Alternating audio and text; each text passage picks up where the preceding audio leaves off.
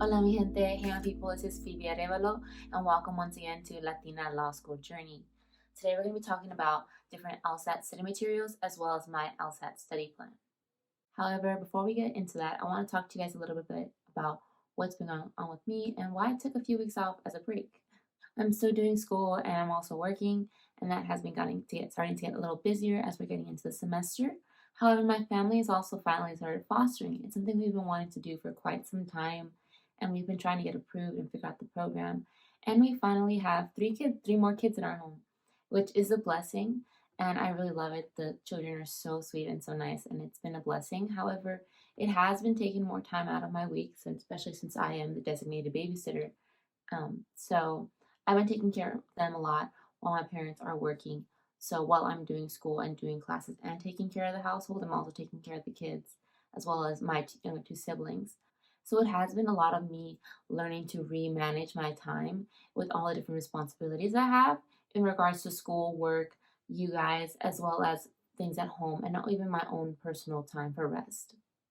But we are back on schedule. Once again, this week's video is LSAT study material and my LSAT study plan. The goal is from here on out to continue doing a video once a week. However, I am changing the release day from being Monday to hopefully Thursday or Friday. I'm not sure yet what day works best for me. However, stay posted and make sure you turn on that notification bell. That way you are notified when a new video gets posted. Now let's dive into the different study material. As you guys can see, I do have quite a bit of materials here. So let's kind of get through them. So first up, I'm going to be talking about LSAT workbooks. So one of the big materials that everyone uses to study for the LSAT is various different workbooks. So workbooks can consist of different ones like the LSAT Dummies or the LSAT Trainer by Mike Kim or the LSAT Power Score. Those are the main ones that are used by everyone. The LSAT Power Score has these LSAT Bibles, which are very helpful. Almost everyone uses them because they are really good material and they consist of real LSAT questions from the past exams. However, the only thing with this is that it is your own studying and taking it at your own pace. And if you don't quite understand what the text is saying, you don't have that person through video or in an actual call just go ahead and explain to you what it is saying. Another material that is used a lot, like I said, is the LSAT for Dummies. Same concept. It goes through breaking down the general concept of the LSAT, all the different sections and materials, briefly breaks them all down and allows for you to have different practice tests as well. But once again, you don't have anyone to help you break it down if you don't understand it yourself.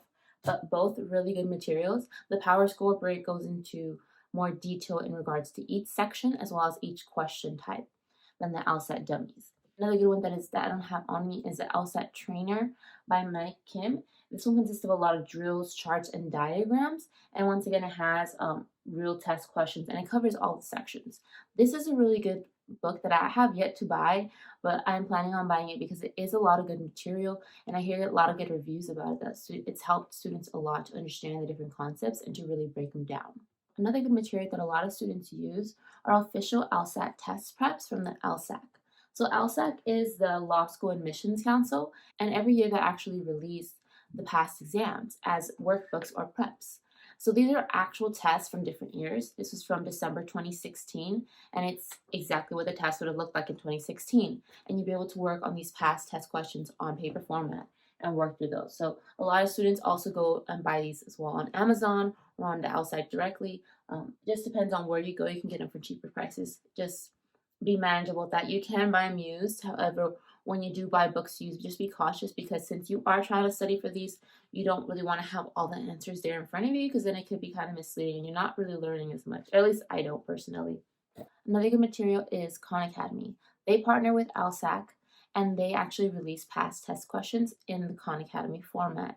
And you're able to take diagnostics there as well as practice through those past test questions. The only problem with this is that once again, you don't really have anyone explaining it to you or really any explanation if you get the answer wrong. It's more just practice tests and you don't really get that help to break down and really understand what it is you're doing. However, Khan Academy is free, so if you are on a budget or you're just struggling or you don't want to spend as much money on these materials, I know it can be very expensive, then I would recommend Khan Academy. It's a good material and it offers those exams there. However, once again, like I said, it doesn't really break down the exam or the sections which is not good because when it comes to this exam, you really want to be able to understand the material and understand it fully and be able to break down each of them because you don't have time to break down the questions in the exam because once again, the exam is a timed exam and you have various questions in various sections and logic and the LSAT are very much things you can't just guess or can't just prepare within the week. You have to really break down the material, master the skills to be able to perform in the time constraint. Khan Academy is very technical in a sense where it has past test questions. However, it is not very deep and it doesn't help you to fully understand those materials. Lastly, materials that a lot of students use are test prep courses, which just to name a few, there are Test Masters, LSAT Max, Kaplan, Blueprint, and the Princeton Review. There are various more. However, those are the top ones currently. These courses do range roughly from 2 months to a year, depending on the course and depending on the prices. Each course has different packages that you can purchase. These courses range from $200 to $2,000. And I know it can be really pricey, and it really is. I totally understand that buying my course, I was like, this is a lot of money. However, it's been very helpful, and I really advise you to join a study plan because although these books are good, they can be confusing, especially when you're starting out with breaking down the material on your own. So I would really advise you guys, if you guys can, to go ahead and find a plan and get it at least for 2 months or a few days so that you can be able to practice through that. All in all, when trying to figure out what material you should get to study for the LSAT, you really have to look into what kind of student you are and how it is that you study. Are you good at studying on your own? Do you need that one-on-one attention? Do you need to be in a live class? Are you working? Do you have time to study on your own? Or do you have time to be in a 4-hour class 5 times a week? Or would you rather do study at your own pace, at your own hours because you have a busy schedule? So when it comes to picking material, like I said, really have to consider what kind of student you are and how you study, as well as your schedule and what works best for you. There are a lot of different plans, and they are all good. However, it depends on what kind of student you are. Really look into how you study and what material you're looking into. Furthermore, I want to advise you guys to think about what score you want. Because although all these courses are really good, some of them are not aimed for higher scores. So if you are aiming to get into Harvard, Stanford, get a 165, 175 out of 180, then I would really advise you to be nitpicky about what programs you choose because although there are tutoring and there are a lot of different helps on these programs, sometimes some of these programs aren't aimed for higher scores, which although it will help you improve your score, it will never get you to reach that goal of yours. Therefore, it is very important for you to figure out what score you want, figure out what schools you want to go to, and based on that, then look into the material. So like I did, I went ahead and looked through all the different schools that I was wanting to get into, or at least the ones I had on my mind, and looked into what scores they had as their median. And then based on that, I decided what my goal was for my LSAT score. I wanted to hit either the median or above average. That way I can get more scholarship aid and more money. Because who wouldn't like more scholarship and more help? Because it's very much needed, especially when you're paying $1,000, $2,000, $3,000 on these materials. That's just the material alone. Another good component when thinking about LSAT study material is thinking about what the exam is like. The exam before COVID hit was on tablets. So there's not very many courses that actually offer tablet courses. It's all on the computer or by workbook only. So we have to think about that as well. However, now with COVID, we're taking the LSAT Flex exams, which are at-home proctored exams through your computer. Therefore, it is on a desktop or laptop. So majority of the programs online do help with that because majority of them are on the computer and or workbook. So although workbooks are good, I love working in workbooks. I rather write down and take notes. However, I have to also think about when the exam comes, I'm not going to have a workbook to look at the question on and to work through that, but rather it's going to be on a computer screen or on a tablet. And based on that, I'm going to have to do my work there. Yes, you are given scratch paper. However, once again, the exam is actually on an electronic device, not on the paper or workbook as it was in the years past.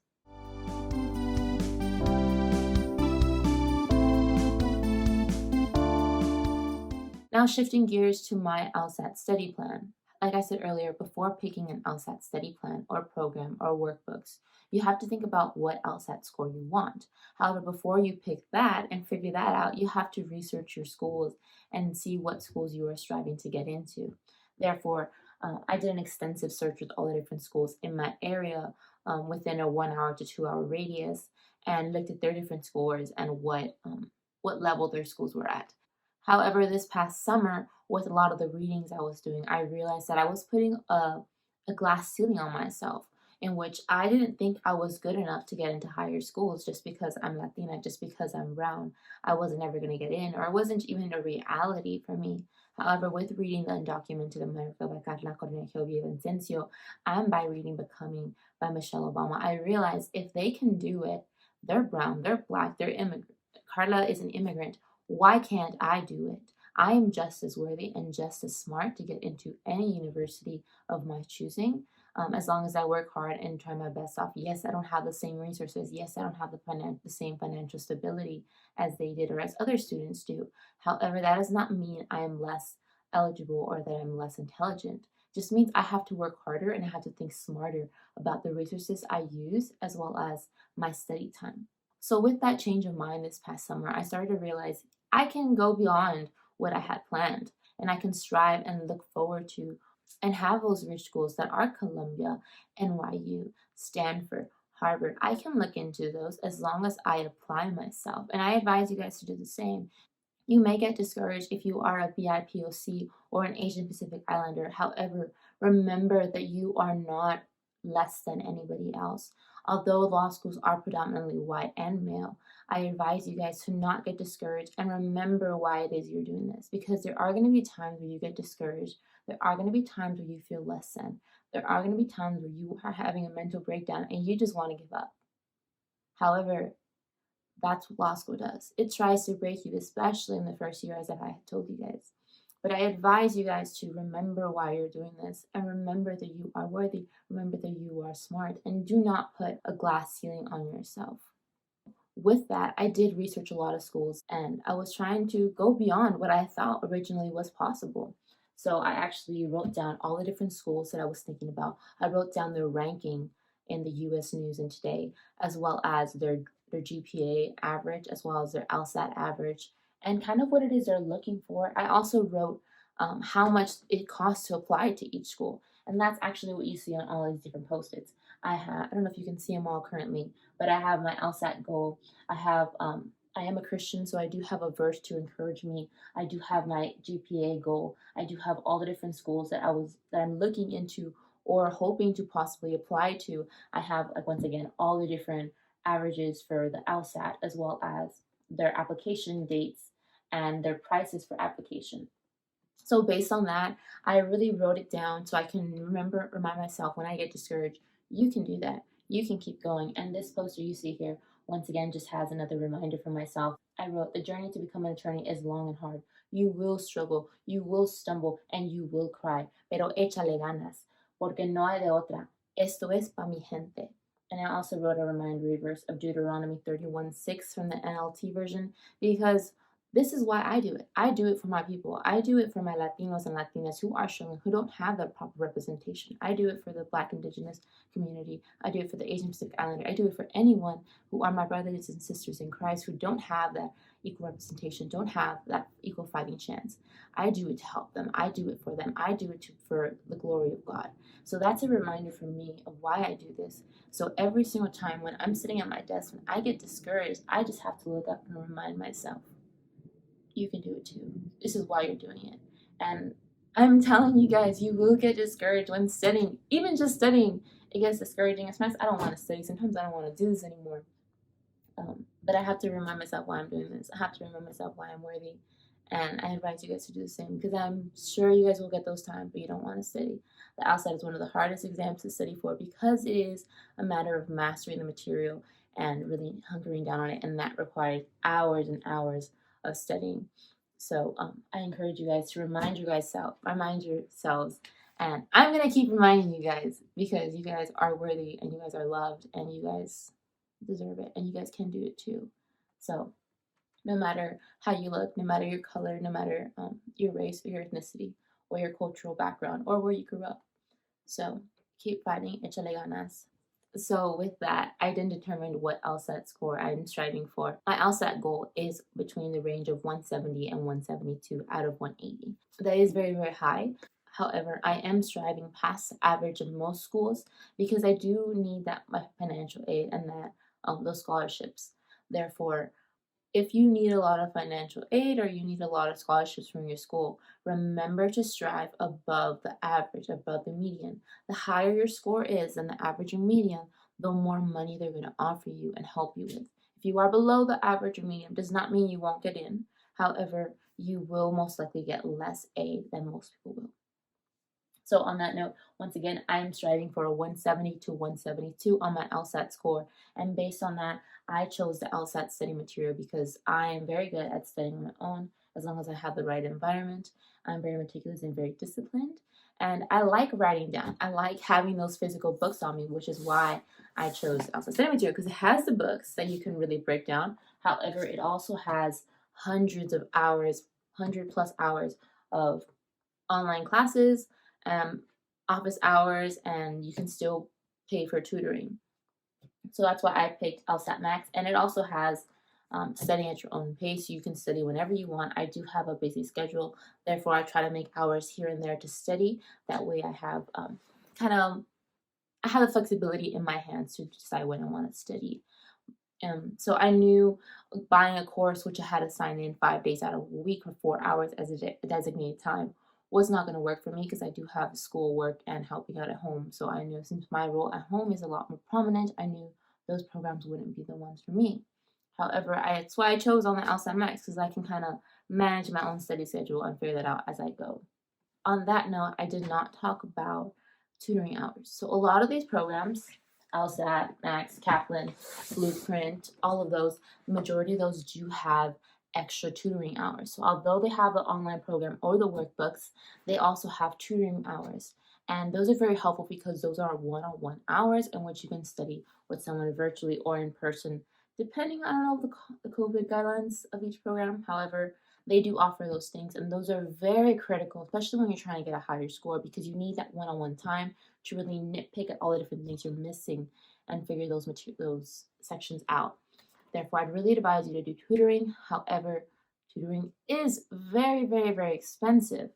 I know for the LSAT Max, tutoring is $100 an hour. And you're looking at me, I don't even make $100 an hour, I make $14 an hour. Yes, I know it's very expensive, but if you're trying to get into the 165, 170, 175, 180 range, I would really, really, really encourage you guys to get into tutoring hours. With the LSAT Max, I bought the biggest package of 365 days, which is a full-year program, full-year availability to the program with all the different books, all the different material, and it also comes with 3 free hours, so $300 worth of hours of tutoring. So I haven't used that yet because I really want to practice through and get through all the material before and taking notes of what I'm really needing help with, so that I can then prepare and bring forth everything I need help with. That way I'm not kind of wasting time, valuable time, expensive time, thinking about, oh, what is it I need help with? So when you do have tutoring hours, I really advise you beforehand when you're studying on your own to really figure out what it is you need help with so you can bring it forth and not waste any time trying to think back at what it is you need help understanding. On that note, since I do have a high LSAT score, it's very important for me to really study and make sure I dedicate my time to studying and not rush into it or don't waste an exam dates. You do have 3 times to take the exam within the year. Now, that being said, most colleges want you to take it 2, maybe 3. When you're pushing it at 3, it's kind of pushing it. So it's best if you take it 2 times within the application year. On that note, it's very important for you not to waste any exams. So if you can really study your best and try to get it on the first try, by all means go ahead. If you can't, then take it another time. Take it 3 times. You can't take it more than 3 times within an application year, and they are watching and can see your past scores. So be careful on how many times you take the exam, and don't waste any exam dates.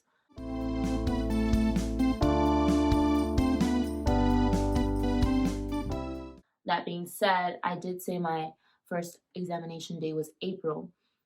I have changed my mind, and I'm not going to be taking the LSAT this April. Why am I not taking the LSAT this April? Because I am not ready. Just with everything going on with COVID and family and at home, I have not had the time to really hunker down and study or the motivation to do so. COVID's hit my family rough. I've had COVID in my house twice. Thankfully, we are all well. Nothing happened. Nobody was hospitalized, and everyone is well. However, I've also lost a family member in Mexico. My grandfather died um, this past year due to COVID. That was tough too. So I haven't had the time or emotional or mental space to really study as much as I should have for the LSAT. And based on that, and based on my LSAT score that I'm striving for, I will not be taking the exam this April. I've also been thinking about my first year in law school. Um, I haven't talked about law school too much yet on here, but I will in the future.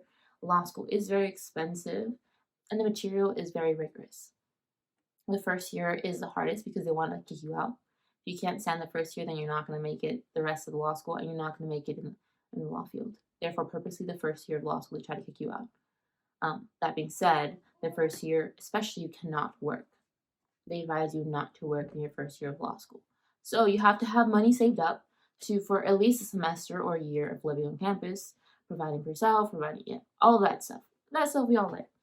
So that being said, I don't have the financials to be able to do that at this moment for fall 2022.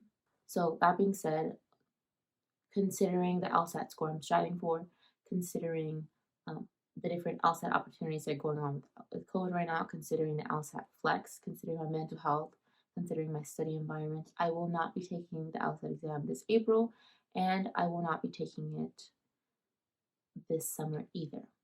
Most likely, I'm going to push my exam to the end of this year, the first one, if not the beginning of next year, 2021, because I really want to make sure I study my hardest and I dedicated my time to this exam, and that I don't study less than and get a score that I'm not proud of. Because if I know I got a score that I didn't work my hardest to do, and I know that I didn't get into a school because I didn't try my hardest, because I didn't put in the time, that's going to be disappointing to me. And I know I can't do that. So based on that and based on financial and all of that, I'm going to take a year off to really study the material and dedicate my time to this exam, as well as to save up for my first year of law school so I can have those financial needs met, so I can fully provide and sustain myself. So that being said, my goal now is no longer to go to law school in fall 2022, but to go to law school in fall 2023. Yes. So yes, but continue following me on this journey. I will continue talking about different materials and different plans, and I'll really just keep journaling and logging through YouTube my journey as a Latina in preparation for law school, as well as my time in law school, hopefully.